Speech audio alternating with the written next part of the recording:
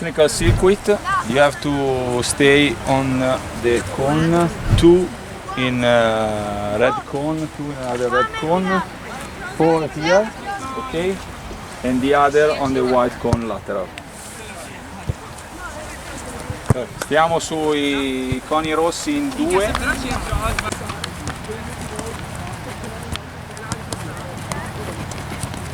More touches, quickly.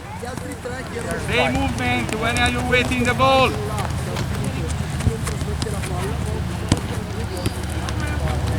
Try to use only right.